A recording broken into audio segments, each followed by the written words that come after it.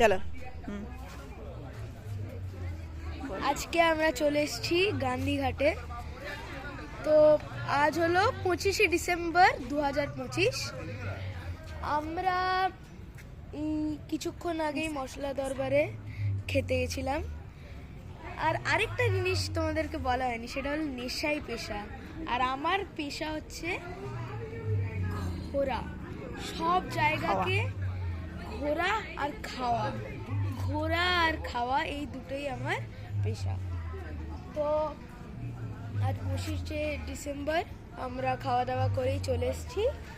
তো চলো আমরা গান্ধীঘাটটাকে পুরো ঘুরিয়ে দেখি, তারপর দেখা যাক এরকম লাগে। চলো তুই আগে চল।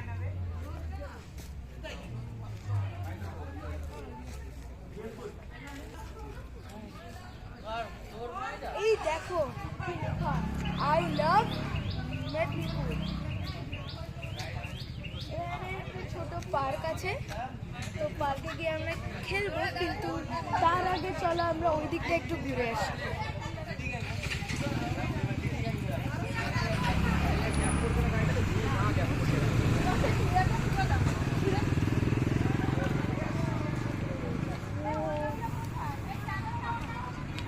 ও মাই গড, ভাবতে পারছো এই শীত, মানে এই শীতটা পড়েছে, দেখো আমি সোয়েটার পরে আছি, আর এই রোদ যা লাগছে।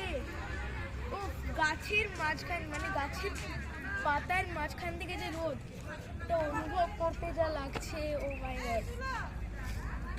তারপর তোমাদের হয়তো দেখে মনে হতে পারে যে ওই ব্রিজটা এত বড়, ওটা কি? তো ওটা হচ্ছে অ্যাকচুয়ালি কি বলতো, মেদিনীপুর আর ওই দিকটা হচ্ছে খড়গপুর। তো মেদিনীপুর আর খড়গপুরের মধ্যে যে কানেক্টিং ব্রিজ, ওই ব্রিজটাই হলো এইটা।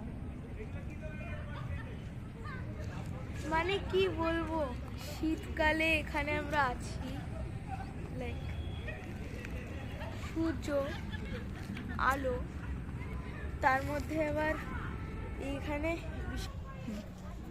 চল।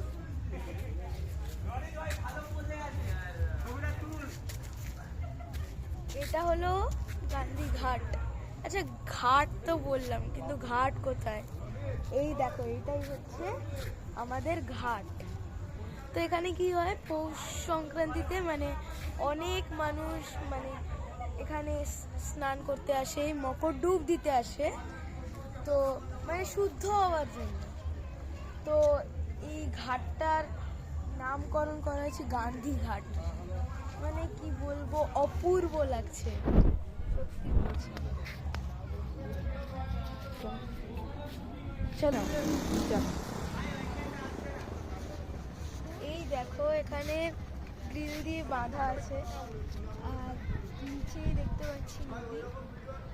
আর ওখানে তোমরা যেটা দেখতে পাচ্ছ, এটা তোমাদের বুঝতে পারবে না, এটা আসলে ফোয়ারা। রাত্রেবেলা এখান থেকে ফোয়ারার মতো হয়, জল উঠে একদম, তো একটা অপূর্ব দৃশ্য।